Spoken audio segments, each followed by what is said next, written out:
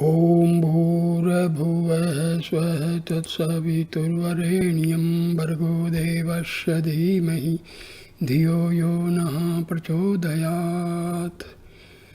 ओम शांति शांति शांति।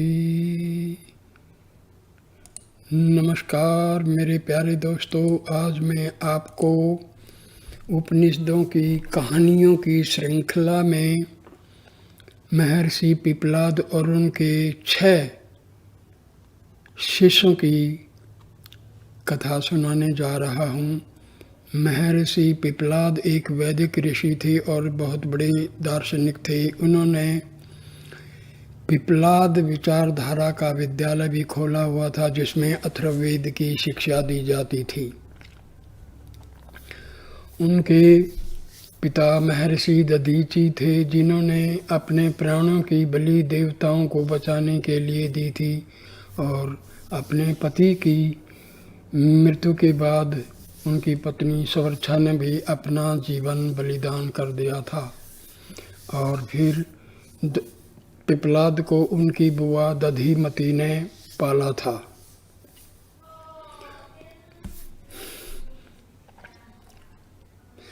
जब पिपलाद बड़ा हुआ तो उनको पता लगा कि किस प्रकार उनके माता पिता की मृत्यु हुई थी, तो उन्होंने बदला लेना चाहा और शिव की तपस्या की। और उन्होंने शिव से एक ऐसा राक्षस मांगा जो देवताओं को समाप्त कर सके। लेकिन सभी देवता शिव जी के पास गए और अपनी सुरक्षा के लिए याचना की। शिव ने पिपलाद को समझाया कि देवताओं को मारने से उनके माता पिता वापस नहीं आएंगे, और पिपलाद जो है भगवान शिव की बात मान गए थे। तो उनके पास 6 ऋषि पुत्र, जिनका नाम था कबानिधिनी, कात्यायना, भार्गवा, वैदर्भी, कौसल्या, अश्वालियाना, शौर्यानिन, गार्गया, सहबा, सत्यकामा एंड सुकेशन भारद्वाजा। ये जब लोग, ये ऋषि पुत्र उनके पास आए थे और उनसे ब्रह्म ज्ञान की सीखने की इच्छा प्रकट की थी। महर्षि पिपलाद जो थे, उनके यहाँ मेला लगा करता था, बहुत सारी जनता इकट्ठी होती थी, उनको उपदेश देते थे और उनका जीवन बड़ा शांति और सुख से बीत रहा था। दया, धर्म, अक्षमा, सत्य, अहिंसा, सेवा, सदाचरण आदि का मर्म समझाकर गृहस्थों के चित्त से श्रद्धा और भक्ति युक्त ज्ञान का बीज बोया जाता था। उनके अज्ञान अंधकार को दूर किया जाता था। इस बड़े मेले का प्रभाव इतना व्यापक पड़ता था कि देश में पूरे वर्ष भर तक लोग आपस में भाई भाई की तरह जीवन बिताते थे। न किसी का झगड़ा होता था, न कोई किसी का धन लेने की फिक्र रखता था। घर घर गांव गांव में इसी के कारण आनंद की बंसी बजती थी। न कोई व्याधि आती थी, न कभी अकाल पड़ता था। संयोग से एक वर्ष ऋषियों के समाज में भारद्वाज के पुत्र सुकेशा, शिवी के पुत्र सत्यकाम, शौर्य के पुत्र गार्गय, कत्य के पुत्र कबंधी, भृगु के पुत्र वेदर्भी और अश्वल के पुत्र कौशल्या भी उपस्थित थे। यह सभी नवयुवक ऋषि वेद वेदांग के महान पंडित तथा परम तपस्वी थे। महात्मा पिपलाद की उपस्थिति से लाभ उठाने के विचार से उन सभी ने मिलकर यह निश्चय किया कि उनसे पूर्ण ब्रह्म ज्ञान की प्राप्ति की जाए। यह विचार निश्चित कर वह सभी ऋषि हाथ में समीधा, कुश, पुष्प तथा मृगचरम लेकर महात्मा पिपलाद के पास पहुँचे और अत्यंत श्रद्धा तथा विनय के साथ प्रणाम करते हुए बोले, हे महात्मन, हम सब ब्रह्म विद्या की प्राप्ति के लिए आपकी सेवा में उपस्थित हैं। कृपा कर हमें उस ब्रह्म गोपनीय ब्रह्म विद्या से पूर्ण परिचित कराइए। महात्मा पिपलाद ने देखा वह सब ऋषि कुमार अभी नवयुवक हैं, उनकी उम्र अभी 30-35 से अधिक नहीं है। उनकी आँखों में चंचलता की रेखा नाच रही है तथा वाणी में विनम्रता की अभी कुछ कमी है। लौकिक दुखों की अनुभूति का प्रत्यक्ष अवसर भी अभी उन्हें नहीं मिला है। थोड़ी देर तक उनकी ओर देखकर मुस्कुराते हुए धीर किंतु गंभीर स्वर में वह बोले, ऋषि कुमारों, मैं अवश्य तुम्हें उस ब्रह्म विद्या का उपदेश करूंगा जिसे बहुत कम लोग बतलाते हैं, परंतु उसके लिए तुम सबको साधना की आवश्यकता पड़ेगी। वह विद्या परम गोपनीय तथा अधिकारी पात्रों में दी जाने वाली है। अभी तुम लोग उस पवित्र स्थिति में नहीं पहुँचे हो जिसे मैं ब्रह्म विद्या देने के योग्य समझूं। मैं मानता हूँ कि तुम संप्रम तपस्वी वेद विद्यान के पूर्ण पंडित हो, पर अभी तक तुम्हें धैर्य, अक्षमता एवं संतोष की सच्ची प्राप्ति नहीं हो सकी है। इसके लिए तुम्हें आवश्यक होगा कि मेरे साथ 1 वर्ष तक रहकर कठोर ब्रह्मचर्य एवं परम आस्तिक भाव की साधना करो। ऐसी मानसिक स्थिति में पहुँचो जहाँ विकल्प एवं बाधाओं का संचार नहीं होता। ऐसी साधना के बाद मैं तुम्हारे मन में उठने वाली सभी शंकाओं का समाधान करूंगा। इस कठोर व्रत को निर्बाध रूप से पूर्ण करने का विचार तुम सब पहले निश्चित कर लो, तब मुझे बताओ। 6 ऋषि कुमार बड़े असमंजस में पड़ गए, पर इसके सिवा उनके सामने कोई दूसरा चारा था ही नहीं। थोड़ी देर तक वह सब आपस में एक दूसरे का मुंह ताकते रहे। कुछ क्षण बाद साहस बटोर कर कत्य के पुत्र कुमार कबंधी ने, जिसकी उम्र सबसे बड़ी थी, हाथ जोड़कर कहा, पूज्यवर, आपकी आज्ञा हमें सिर से स्वीकार है। यह हमारा परम सौभाग्य है कि आपके सतत सानिध्य का 1 वर्ष तक सुयोग मिलेगा। जिसके लिए हम मन में सदा लालायित रहते थे, उसकी प्राप्ति बिना प्रयास के हो रही है। अन्य ऋषि कुमारों ने भी कबंदी के कथन का मौन होकर अनुमोदन किया। उस समय उन सब के मुख पर प्रसन्नता की लहरें दौड़ रही थी, आंखों में उल्लास की बाढ़ आ गई थी। महात्मा पिपलाद ने कबंदी की ओर फिर से देखा। उसके मुखमंडल पर थोड़ी देर तक उनकी तेजस्वनी आंखें अटकी रही। कबंदी सहम गया। उसने अपनी आंखें सामने से हटाकर महर्षि के चरणों पर लगा दी। पिपलाद बोले, वत्स कबंधिन, मेरे साथ रहने में तुम लोगों का जो कठिनाइयाँ उठानी पड़ेंगी, संभव है उनका ध्यान तुम्हें न होगा। तुम्हें यह तो विदित ही है कि मेरा कहीं कोई नियत निवास नहीं है। आज यहाँ तो कल वहाँ, खाने पीने या बिछाने ओढ़ने की दिशा भी तुम देख रहे हो।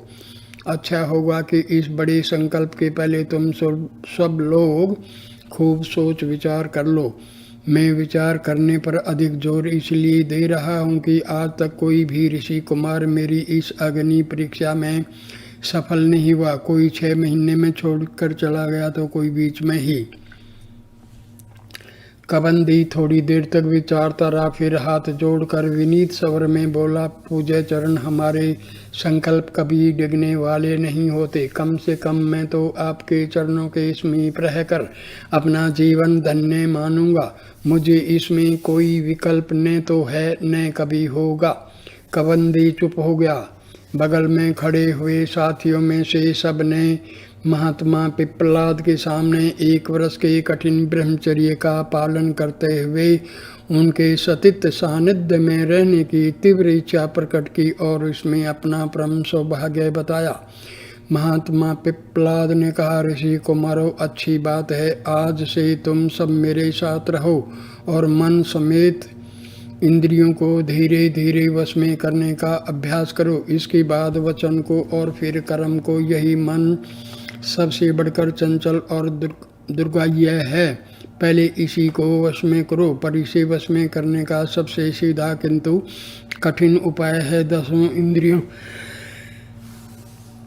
को वश में करना। धीरे धीरे अभ्यास करो और आने वाली कठिनाइयों को जीतने का यत्न करो। जब मैं जान लूँगा कि तुम मन वचन कर्म से पूर्ण आस्तिक भाव को प्राप्त कर चुके हो तो ब्रह्म विद्या का उपदेश करूँगा और उसमें तुम्हारे वन में जो भी शंकाएं होंगी सबका उचित समाधान करूँगा।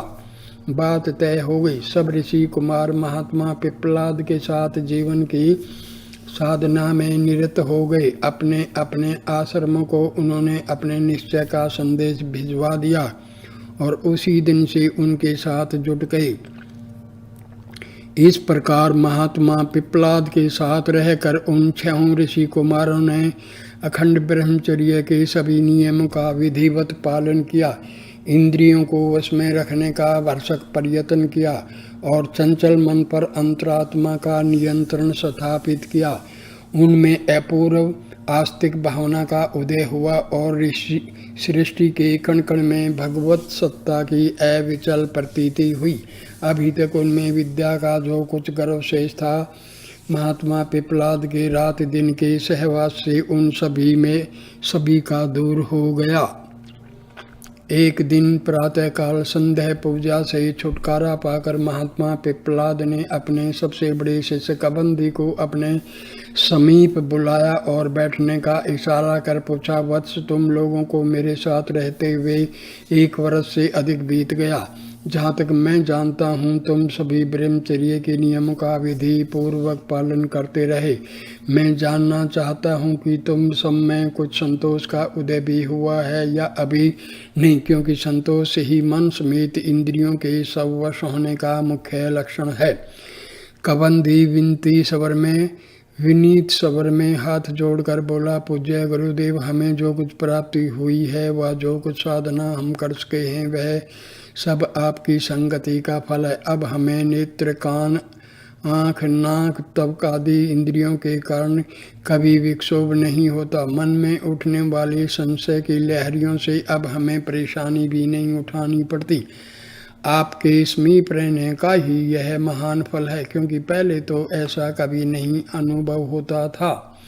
महात्मा पिप्पलाद कबंदी की बातों से कुछ गंभीर बन गए और थोड़ी देर तक निर्निमेष नेत्रों से उसकी ओर निरखते रहे। उधर कबंदी की तेजस्वी आंखें गुरु के पदनख पर टिकी थी और उसके मन का उल्लास मुखमंडल पर नाच रहा था। पिप्पलाद ने कहा, वत्स, मैं अब तुम्हें ब्रह्म विद्या का पूर्ण अधिकारी मानता हूँ। तुम्हें जो कुछ पूछना हो मुझसे पूछ सकते हो। कबंदी कृतार्थ हो गया। उसकी साधना की सफलता पर गुरु की मोहर लग गई। वीतराग महात्मा पिप्पलाद की इस उद्घोषणा ने उसके रोम रोम को अनुग्रहित बना लिया। उसने उठकर उनके चरणों पर अपना मस्तक रख दिया। उसकी आंखों में कृतज्ञता के बिंदु छलछला आए। पिप्पलाद ने कबंदी की पीठ पर अपना दाहिना हाथ फेरते हुए फिर कहा, वत्स, तुम्हारी साधना पर मैं संतुष्ट हूँ। तुम जो कुछ पूछना चाहो मुझसे पूछ सकते हो। कबंदी ने हाथ जोड़कर कहा, गुरुदेव, मैं जानना चाहता हूँ कि इस चराचर जगत में जो ये सब प्राणी विद्यमान हैं वे कहाँ से जन्म लेते हैं। मेरे मन में केवल यही एक संदेह अभी तक बना हुआ है। महात्मा पिप्पलाद ने कहा, वत्स, यह प्रश्न कुछ टेढ़ा है, तनिक ध्यान देकर समझना। मैं कुछ विस्तार के साथ इस प्रश्न को तुम्हें समझा रहा हूँ। कबंधी निर्निमेष नेत्रों से पिप्पलाद के मुखमंडल की ओर ताकने लगे।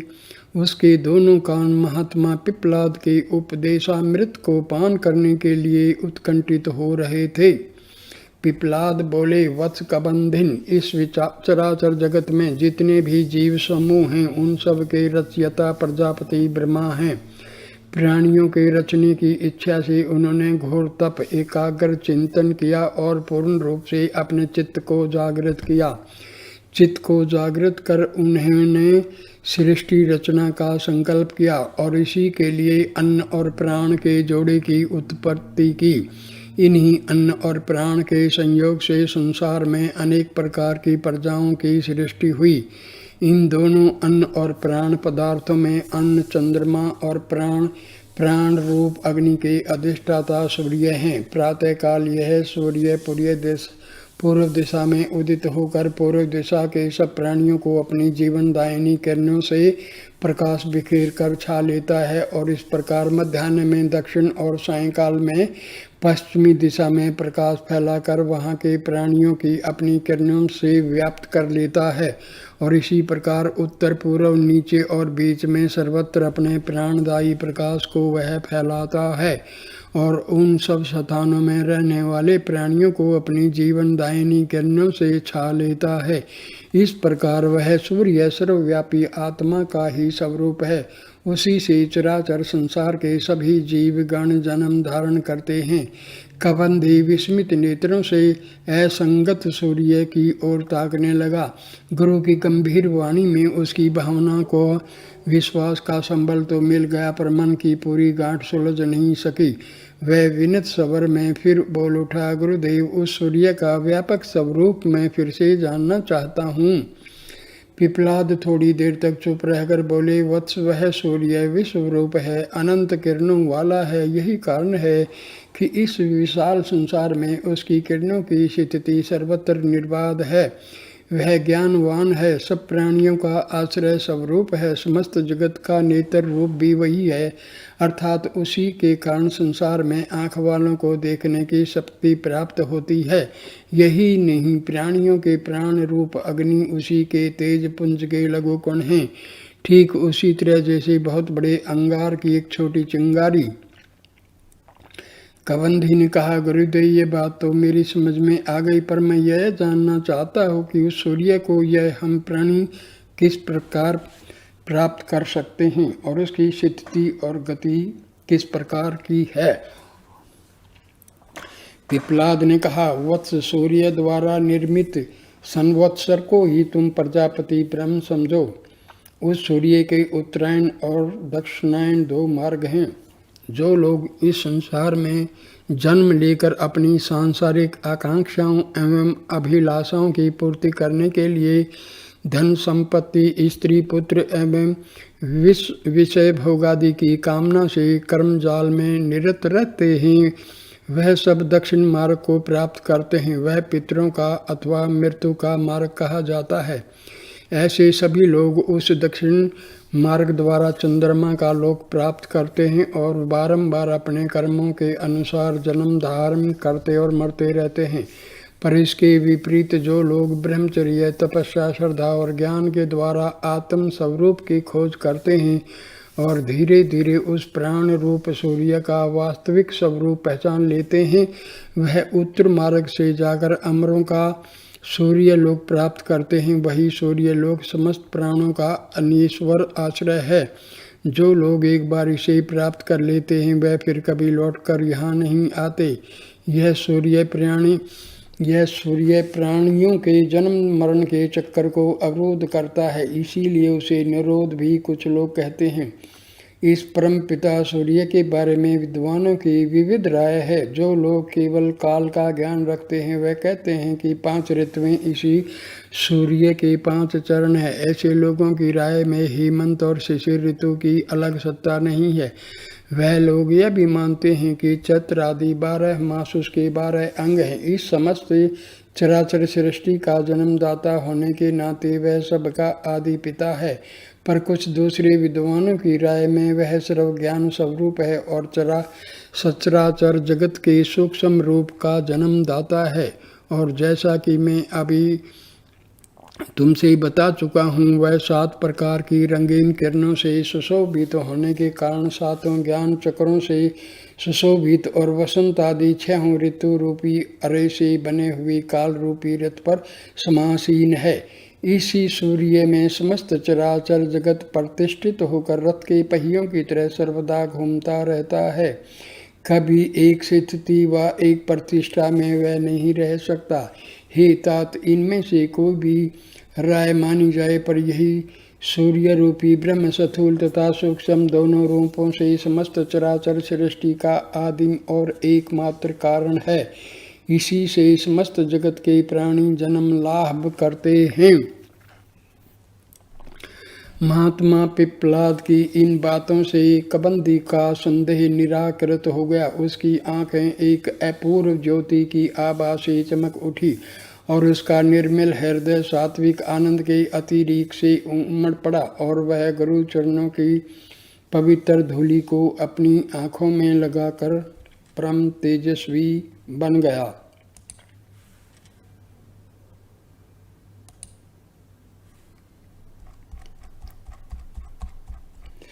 कबंदी के इस प्रकार प्रसन्नचित्त होकर पहुंचने पर उसके साथियों में प्रसन्नता की लहर दौड़ गई। दूसरे दिन प्रातः काल महात्मा पिपलाद ने भृगु गोत्रीय विदर्भ के पुत्र वैदर्भी को बुलाया और उसे भी सामने बैठने का निर्देश करते हुए कहा, वत्स वैदर्भी, मैं जानना चाहता हूँ कि तुम्हारी मानसिक व्याधियाँ दूर हुई या अभी नहीं। वैदर्भी ने विनम्र भाव से हाथ जोड़कर कहा, पूज्य गुरुदेव, इस संसार में ऐसा अभागा प्राणी कौन होगा जो इतने दिनों तक आपके चरणों के समीप रहकर भी मानसिक व्याधियों का शिकार बने। मेरा मन अब इंद्रियों को साथ लेकर पहले की तरह मुझे परेशान नहीं करता, उस पर बुद्धि का पूर्ण नियंत्रण है। अब मुझे तर्क वितर्क या संदेहों के जाल में भी बहुत कम फंसना पड़ता है। निश्चय ही यह सब आपकी संगति का महान फल है। महात्मा पिपलाद ने थोड़ी देर तक वैदर्भी की बातों पर विचार कर लेने के बाद पूछा, वत्स वैदर्भी, मैं तुम्हें अब क्या जानना शेष है। तुम्हारे मन में जो कुछ संशय व वितर्क हो उसे मुझसे दूर कर सकते हैं। वैदर्भी बोला, पूज्य गुरुदेव, मैं जानना चाहता हूँ कि पृथ्वी, जल, आकाश, अग्नि और वायु, ये 5 महाभूत, नेत्र आदि 5 ज्ञानेन्द्रियाँ, वाणी आदि 5 कर्मेंद्रियाँ तथा मन और प्राणी, सब तत्वों के कितने देवता हैं जो प्राणी के शरीर को धारण करते हैं। उन समस्त देवताओं में से कौन कौन से इसे प्रकाशित करते हैं और उनमें श्रेष्ठ कौन है।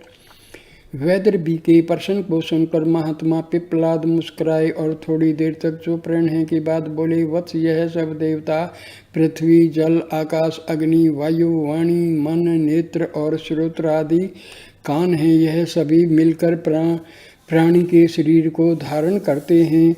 सब परस्पर के सहयोग से ही इसे प्रकाशित करते हैं और इनमें श्रेष्ठ प्राण है। इस प्रसंग में मैं तुझे एक आख्यायिका बतला रहा हूँ जो बड़ी मनोरंजक है। एक बार इन सभी इंद्रियों में परस्पर बड़ा झगड़ा उठ खड़ा हुआ कि सबसे बड़ी कौन इंद्रिय है। सब अपने अपने को बड़ी और दूसरी को छोटी बतलाने लगी। आँख को अपनी शक्ति पर बड़ा नाज था। उसने अड़ते हुए कहा, तुम सब मेरे ही भरोसे पर अपना अपना काम करती हो। यदि मैं एक क्षण के लिए भी बैठ जाऊं तो सारा शरीर निकम्मा और व्यर्थ बन जाएगा। वाणी ने गर्ज कर नेत्र आदि सभी इंद्रियों को चुप रहने का आदेश देते हुए कहा कि मेरे बिना तो एक क्षण भी काम नहीं चल सकता। मैं आँख, कान आदि सभी इंद्रियों के अभाव में शरीर को धारण किए रह सकती हूँ। कान ने खड़े होकर वाणी को संबोधित कर कहा, वाणी रानी, तुम सब कुछ चिल्ला कर क्या कर सकती हो। यदि मैं तुम्हारी सहायता न करूं, मेरे बिना तुम सबका अस्तित्व खतरे से बाहर नहीं रहेगा। मन अभी तक सबकी बातें चुपचाप सुन रहा था, उसे इन अक्षत्र इंद्रियों की बातें अब और सुनना कठिन हो गया। अपनी सहज अकड़ से गंभीरता प्रकट करते हुए वह बोला, इंद्रियों, तुम सब तो मेरे वाहन स्वरूप हो। अपने इशारे पर जहाँ चाहूँ तुम्हें नचा सकता हूँ। तुम सब में अब इतना भ्रम फैल गया है कि मेरे सामने इस तरह की ऊल जलूल बातें तक कह रही हो। मेरा नियंत्रण यदि तुम सब पर से एक क्षण के लिए भी हट जाए तो तुम सब निकम्मी और बेकार बन जाती हो। नेत्र, तुम में जो सब कुछ देखने का गर्व समाया हुआ है वह दूसरा कुछ नहीं है, केवल मेरी इच्छा है। मैं यदि चुप रहूं तो तुम खुले रहकर भी कुछ नहीं पकड़ सकते। कान भाई, तुम तो नेत्र से भी गुजरे हो, देखते नहीं। जब सोते समय मैं तनिक देर के लिए विश्राम करने लगता हूँ तो तुम खुले रहकर भी कुछ नहीं ग्रहण कर सकते। वाणी रानी, मेरा सहयोग के बिना तो तुम्हारी कोई पूछ नहीं हो सकती। लोग तुम्हें पागलों का प्रलाप कहकर अपमानित कर देंगे। ठोकर मिलेगी। जो तुम्हें अपनी मृदुता और योग्यता का घमंड है सो वह भी मेरे ही सहयोग का फल है। मन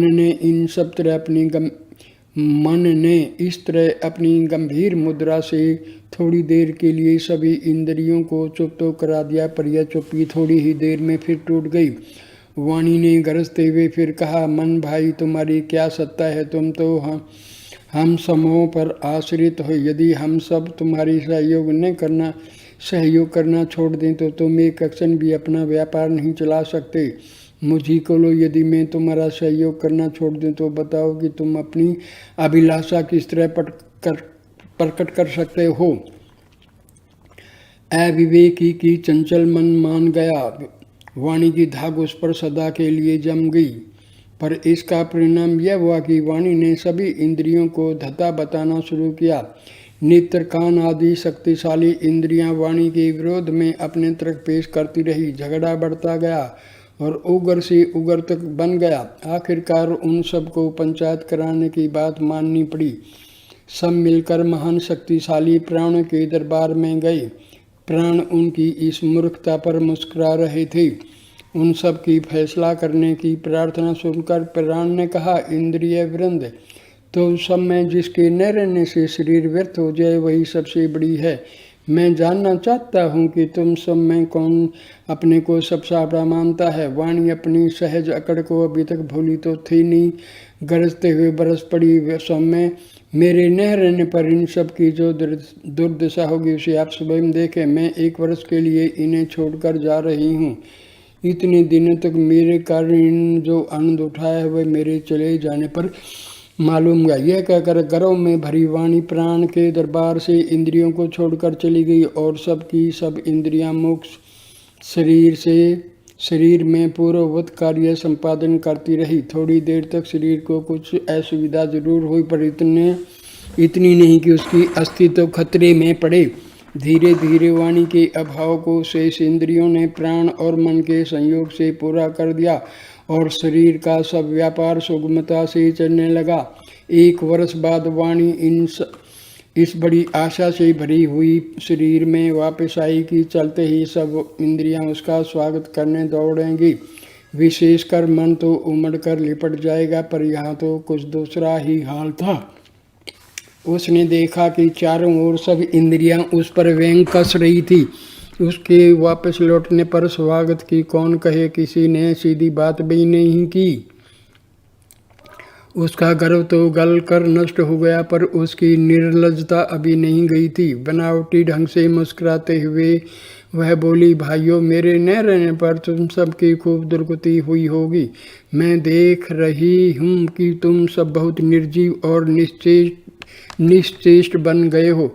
निश्चय ही मेरी अनुपस्थिति में तुम सब मृतक के समान हो गए हो। इंद्रियों ने समवेत स्वर में उत्तर दिया, वाणी बहन, तुम्हारे न रहने से हमें तनिक सी असुविधा पहले हुई अवश्य थी, किंतु मृतक होने का तो कोई प्रश्न ही नहीं रहा।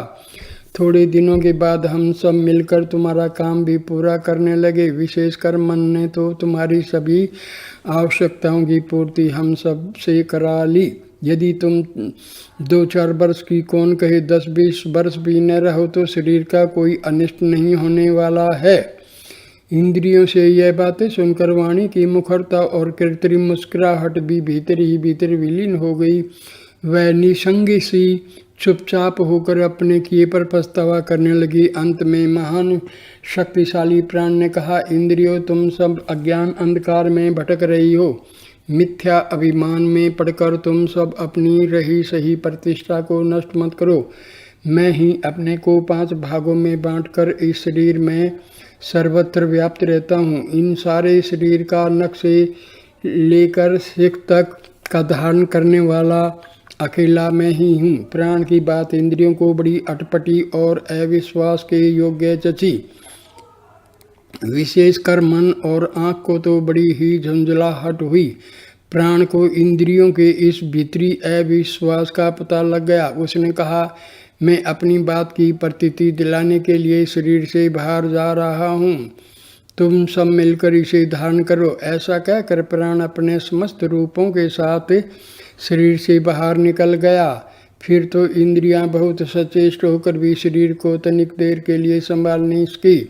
मन की सारी इच्छाएं, आँख की सारी चेष्टा और कान आदि की सारी क्रियाएं निष्फल रही। प्राण के साथ ही उन सबका स्पंदन जाने कहाँ विलीन हो गया। थोड़ी देर तक सारा शरीर निश्चेष्ट, निस्पंद और निसंग पड़ा रहा। आंखें खुली हैं पर रूप ग्रहण की शक्ति उनमें नहीं है। कान खड़े हैं पर समीप में होने वाले शब्द का उनसे कोई मतलब नहीं है।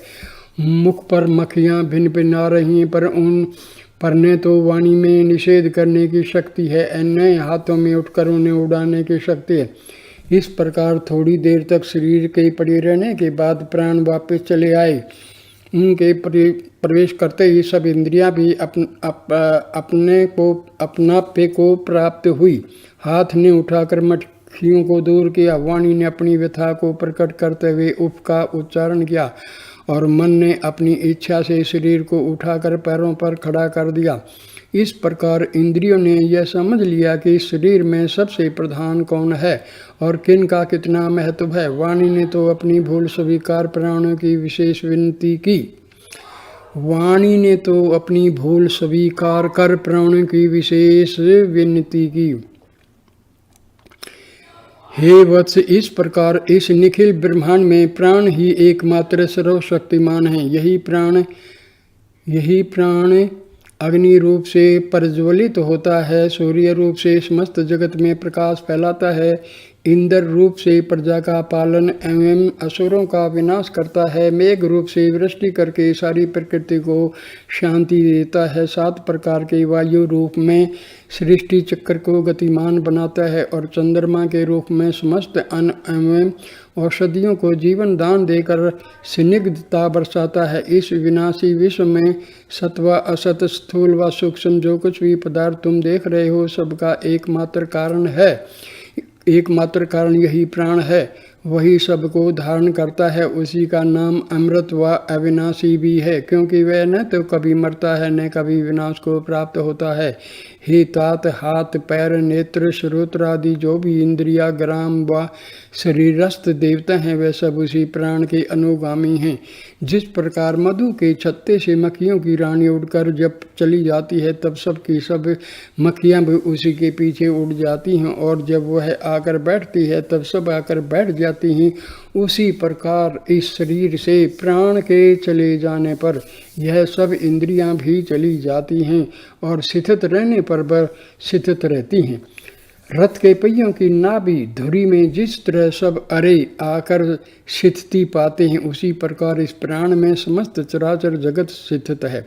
संसार में स्थित स्थूल पदार्थिनी, वर्ण, ऋग्वेद, यजुर्वेद, सामवेद आदि भी जो ज्ञान की चर्चा की गई है वह सब भी इसी प्राण के आधार पर प्रतिष्ठित है। संसार में जो कुछ भी यज्ञ, याग आदि एवं कर्म कांड के जाल बिछे हैं वह ब्राह्मण, क्षत्रिय आदि का रूप धारण कर उन सब का करने वाला यह प्राण ही है। वत्स, अब मैं समझता हूँ कि तुम्हारे मन में शरीरस्थ देवताओं की स्थिति के बारे में जो संदेह रहा है वह दूर हो गया होगा।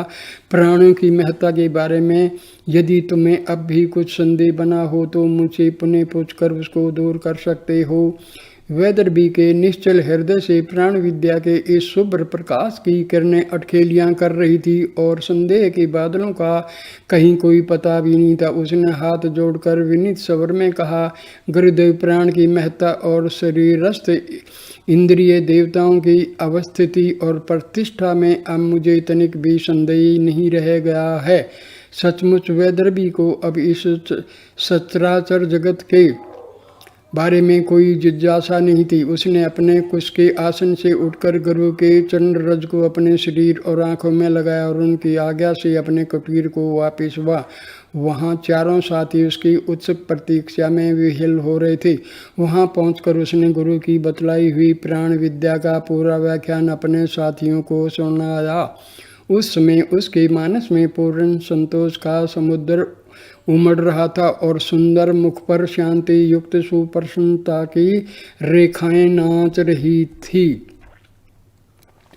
तो इस प्रकार महर्षि पिप्पलाद ने 2 शिष्यों का शंका समाधान कर दिया था और ये वीडियो मैं यहीं पर समाप्त करता हूँ। अगले वीडियो में अगले जो शिष्य हैं उनके प्रश्नों का और शंका समाधान का जो सिलसिला है वो जारी रहेगा। कृपा करके इस वीडियो को लाइक कीजिए, कमेंट कीजिए और शेयर कीजिए तथा मेरे चैनल को प्लीज़ सब्सक्राइब कीजिए। नमस्कार मेरे दोस्तों, अगला वीडियो इसी महर्षि पिपलाद और 6 शिष्यों का जो कथा है वो जारी रहेगी अगले सेकंड वीडियो में। नमस्ते दोस्तों, नमस्ते।